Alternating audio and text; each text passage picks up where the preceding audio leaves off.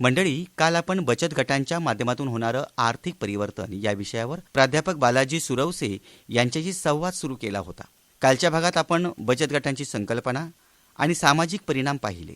आज आपण याच चर्चेच्या दुसऱ्या भागात वळणार आहोत, जिथे आपण प्रत्यक्ष व्यवहार आणि भविष्यातील संधींवर बोलणार आहोत. पुन्हा एकदा डॉक्टर बालाजी सुरवसे सर यांचं आकाशवाणीच्या स्टुडिओमध्ये मनपूर्वक स्वागत. सर, खाजगी फायनान्स कंपन्यांचे कर्ज आणि बचत गटाचं कर्ज यामध्ये अर्थशास्त्रीय तुलना आपण कशी करायला? याच्यामध्ये निश्चितच अर्थशास्त्रीय दृष्टिकोनातून मूलभूत काही फरक आहे. त्याच्यामध्ये जर आपण बघितलं तर व्याजदर जर पाहिले तर बचत गटांचे व्याजदर, बचत गटांना जे हे केलं जातं त्याचं जे व्याजदर आहे ते कमी आहेत आणि खाजगी फायनान्स कंपन्या आहेत त्यांचे व्याजदर हे अतिशय जास्त असल्याचं आपल्याला दिसून येतं. आता सुरुवातीलाच आपण बघितलं, कर्ज देत असताना तारण, बचत गटांना कोणत्याही तारणाशिवाय कर्ज या ठिकाणी दिलं जातं, म्हणजे तारण नाही. परंतु खाजगी कंपन्या ज्या आहेत त्या कंपन्यांना मात्र तारण घ्यावं लागतं. NPA, बचत गटाचा NPA हे लेस 2%, 2% खाली आहे. तर याचा जो NPA आहे खाजगी फायनान्स कंपन्याचा, तो फार मोठ्या प्रमाणात असल्याचं दिसून येतं. त्यानंतर एक लवचिकता, तर बचत गटांचं जी काही निर्णय घेण्याची लवचिकता असते ती गटच निर्णय घेतो, गटाचा अध्यक्ष आहे. परंतु खाजगी फायनान्स कंपन्यांमध्ये जे नियम आहेत ते कठोर आहेत. त्यांचे वरचे मॅनेजर असे करते, ही सगळी नियम स्तरावर त्यांना विचार करा. आणि याच्यामध्ये सगळ्यात महत्त्वाचं जे आहे ते कर्जाच्या बाबतीत किंवा याच्यामध्ये जी शोषण जे होतं ते बचत गटाच्या माध्यमातून जे कर्ज व्यवहार केले जातात त्याच्यामध्ये अजिबात शोषणाची शक्यता नाही आहे. परंतु खाजगी फायनान्स कंपन्यांच्या माध्यमातून मात्र खूप मोठ्या प्रमाणावरती शोषण होताना आपल्याला दिसून येतं. तर अशा पद्धतीनं दोन्हीची तुलना केली तर मी असं म्हणेन की जे सेल्फ हेल्प ग्रुप आहेत, बचत गट आहेत, हे आपल्या देशातील महिलांचा सामाजिक आणि आर्थिक स्तर उंचावण्यासाठी फार महत्त्वपूर्ण असे आहेत. आणि त्याच्यामुळं निश्चितपणानं या गटाला शासन तर देतच आहे, परंतु लोकांनी सुद्धा खरेदी करत असताना यांना जरा प्रोत्साहन द्यायला हवं. बचत गट हे केवळ कर्ज देत नाहीत, तर ते आपल्या सदस्यांना आर्थिक सवयी लावतात, शिस्त लावतात, त्याचबरोबर दीर्घकालीन दृष्टिकोनातून त्यांना मार्गदर्शन करतात. म्हणून प्रायव्हेट फायनान्स हे कधी पण बघितलं तर ते महागच असलेलं आपल्याला दिसून येतं, खूप शोषण करणारं आहे. त्याच्यामुळं बचत गट हा पर्याय नेहमीच सर्व महिलांसाठी योग्य आहे. ज्या महिला कमी शिकलेल्या आहेत त्या अकाउंटिंग आणि हिशोब या गोष्टी कशा हाताळू शकतात? महिलांचं अगदी हा चांगला प्रश्न आहे. म्हणजे शिकलेल्या, कॉमर्स केलेल्या माणसांना सुद्धा आपलं जे काही वैयक्तिक जे काही अकाउंट आहे ते प्रॉपर मेंटेन करताना आपण त्यांचं सुद्धा फार कधी कधी गडबड होताना दिसते. आणि या तर म्हणजे वित्तीय साक्षरता किंवा कुठलं शिक्षण न घेता साधं शिक्षण घेतलेल्या महिला ज्यावेळेला या बचत गटामध्ये येतात तेव्हा त्यांना या सगळ्या गोष्टी हाताळत असताना निश्चितपणानं थोडा सुरुवातीला त्रास होतोच. परंतु यामध्ये जर आपण बघितलं तर सुरुवातीला या महिला त्यांच्या ज्या काही नोंदी असतात त्या नोंदी सिंपल रेकॉर्ड किपिंग, म्हणजे सुरुवातीचं जे काही बचत आहे, कर्ज परतफेड आहे, त्यांच्या ट्रेनिंग जे त्यांना दिलेलं असतं त्या पद्धतीनं त्या तयार करतात. त्याचबरोबर गटातील महिलांची जी भूमिका असते त्याच्यामध्ये कोषाध्यक्ष असतील किंवा इतर सदस्य असतील ते प्रत्येकाकडे वेगवेगळं जबाबदारी देतात. तशा पद्धतीनं सुद्धा त्या गटातल्या ज्या काही नोंदी असतात ते रेकॉर्ड असतं अकाउंटिंगचं, ते त्या ठिकाणी मेंटेन केलं जातं. त्याचबरोबर यांना बचत गटांना काही बँका किंवा काही NGO अशा प्रकारचं प्रशिक्षण देतात की कशा पद्धतीनं रेकॉर्ड ठेवायचं. आणि त्याच्यामुळे त्यांचा आता सध्या आत्मविश्वास वाढताना दिसून येतो. याच्यामध्ये अलीकडच्या काळात आपण बघतो सगळ्याच बाबतीत मोबाईल ॲप्स आलेले आहेत. तसंच यासाठी सुद्धा काही स्थानिक भाषेतली अशी सुद्धा काही ॲप्स की ज्याच्यामुळे त्यांच्या चुका त्या कमी होतील. तर अशा पद्धतीनं बचत गटाला नियमित ऑडिट करणं, नियमित बैठका घेणं, नियमित रेकॉर्ड ठेवणं, आणि याच्यामुळं एका अभ्यासामध्ये असं दिसून आलेलं आहे की या बचत गटातल्या जवळपास 70 ते 80% महिला ह्या बचत गटाचा हा जो काही हिशोब आहे त्या सहज हाताळताना दिसत आहेत.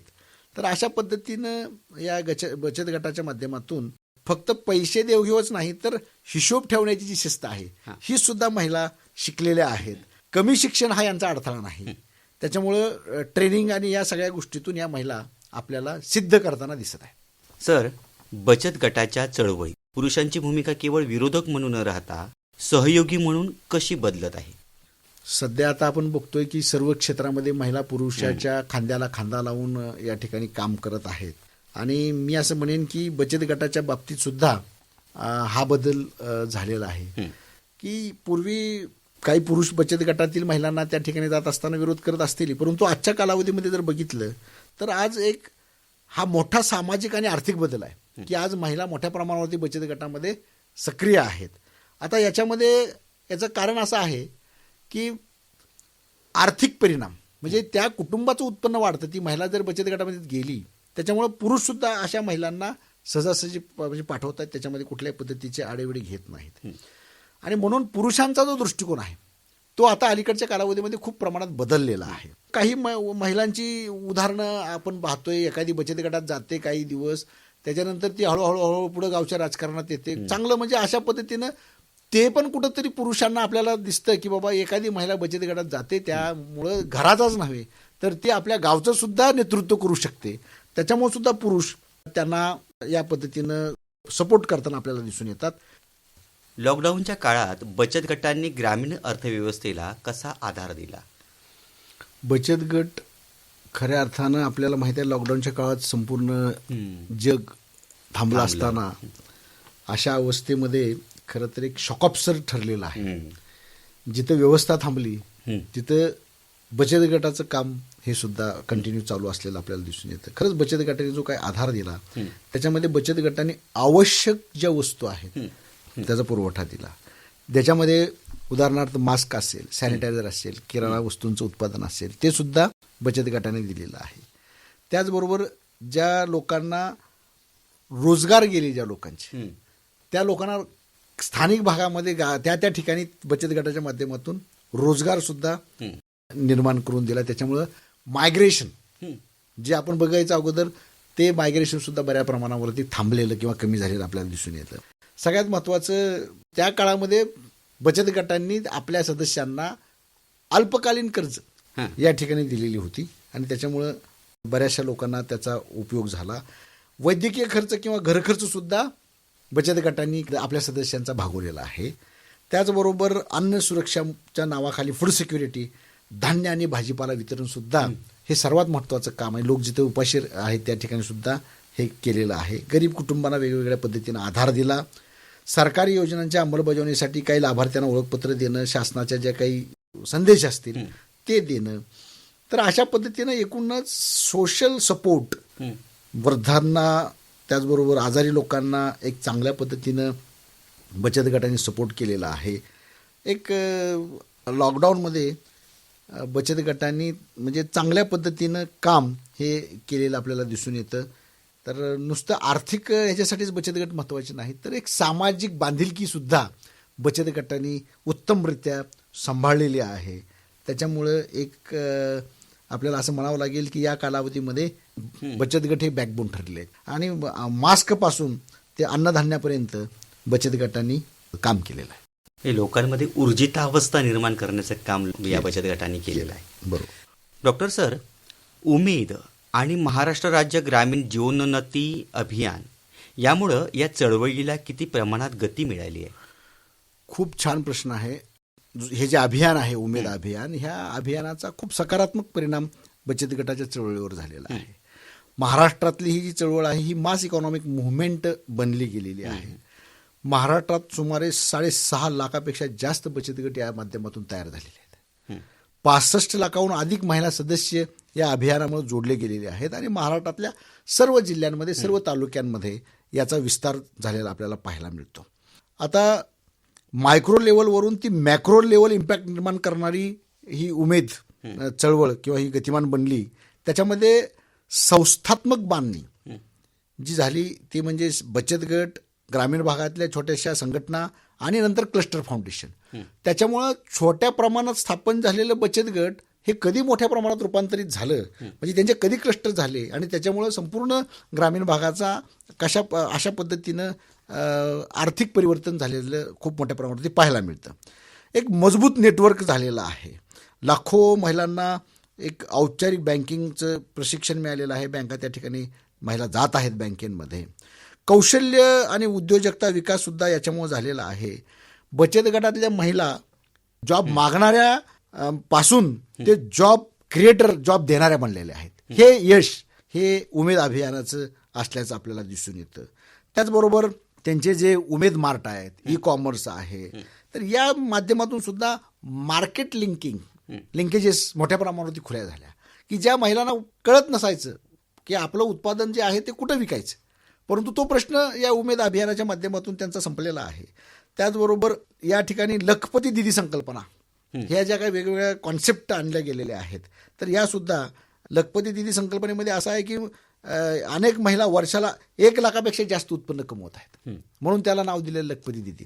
तर अशा पद्धतीनं फायनान्शियल इन्क्लुजन वाढलं, इन्कम मोबिलिटी ग्रामीण भागाची वाढली आणि एक चांगल्या पद्धतीनं हा उमेदचा प्रवास फ्रॉम सेव्हिंग म्हणजे बचत गटापासून ते सेल्फ रिअलायझिंग म्हणजे आपला स्वतःचा विकास करण्यापर्यंतचा हा आपल्याला एक उत्कृष्ट असा दिसून येतं. उमेद अभियानामुळं बचत गट ही केवळ बचतीपुरती मर्यादित राहिली नाही असं नाही आहे, तर ग्रामीण महाराष्ट्राच्या आर्थिक विकासाची मुख्य ताकद बनली असं आपल्याला दिसून येतं. त्याच्यामुळे महाराष्ट्रात लाखो महिलांना जोडून उमेद अभियानानं आर्थिक सक्षमीकरणाला मोठी गती दिलेली आहे.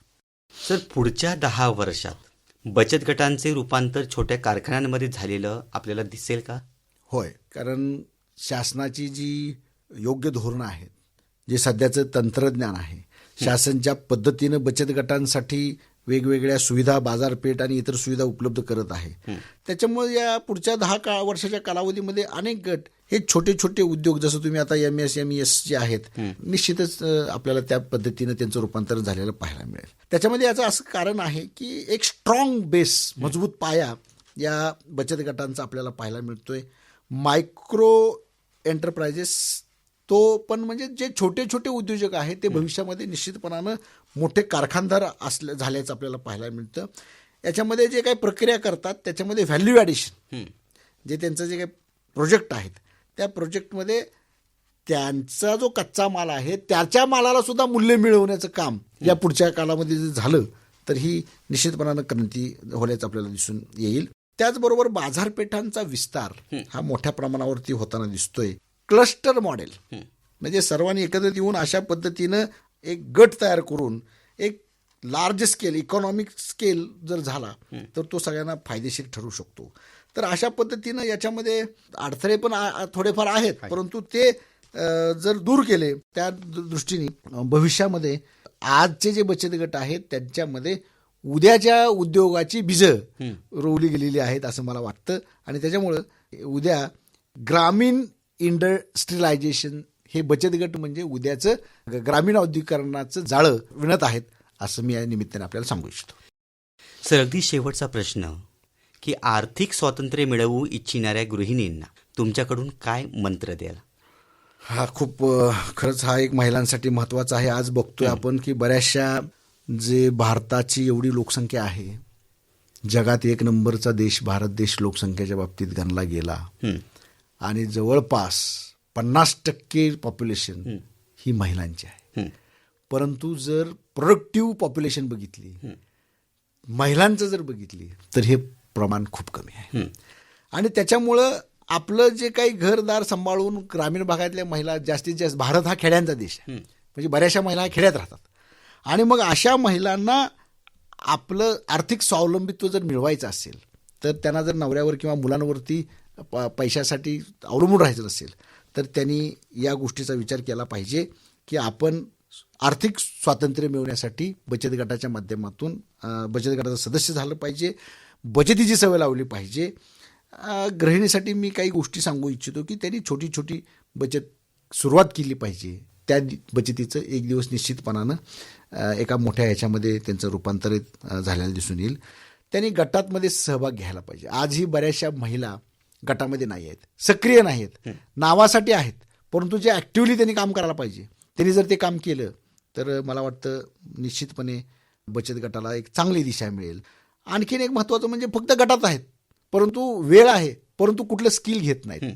तर अशा महिलांनी भरपूर आता अलीकडे आपण बघतो सॉफ्ट स्किल आहेत, शिवणकला आहे, घरगुती उद्योग जे काय आहेत, जे काही सॉफ्ट टॉय बनवायचं आहे, ब्युटी पार्लर आहे, नंबर ऑफ स्किल आहेत, ते आत्मसात केली पाहिजेत आणि त्या पद्धतीनं ती करून आपला स्वतःचं उत्पन्न मिळवण्यासाठी काहीतरी एक वेगळी दिशा त्यांनी ही केली पाहिजे.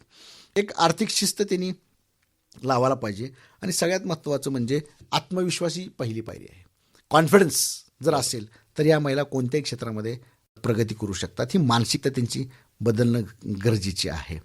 आर्थिक स्वातंत्र्य म्हणजे फक्त पैसा कमावणं नाही, तर स्वतःचे निर्णय स्वतः घेणं हे सुद्धा महत्त्वाचं आहे. ती ताकद ही त्यांना याच्यामधून मिळू शकते. त्याच्यामुळं बचतीची सुरुवात करणं आणि आपल्या स्वतःच्या आर्थिक स्वातंत्र्याचं स्वतः विचार करणं हे बचत गटासाठी खूप महत्त्वाचं आहे.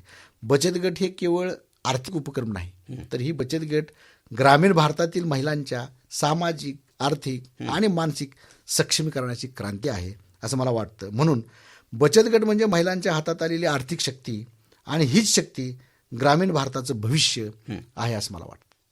सर, बचत गटांविषयी खूप मोलाचे विचार आपण मांडले. मंडळी, आज आपण समजून घेतलं की बचत गट म्हणजे केवळ पैशांची देवाणघेवाण नाही, तर ती एक विचारांची देवाणघेवाण आहे. 10 महिला जेव्हा एकत्र येतात तेव्हा त्या केवळ पैसे वाचवत नाहीत, तर त्या एकमेकींचं दुःख वाटून घेतात आणि प्रगतीची स्वप्न पाहतात. डॉक्टर सुरवसे सर, तुम्ही आज बचत गटाविषयी अर्थशास्त्राच्या क्लिष्ट गोष्टी इतक्या सोप्या करून सांगितल्या की आमचा प्रत्येक श्रोता आता स्वतःला आर्थिक साक्षर समजेल. आपण आलात त्याबद्दल आकाशवाणी परिवाराच्या वतीनं मनपूर्वक आभार. धन्यवाद सर.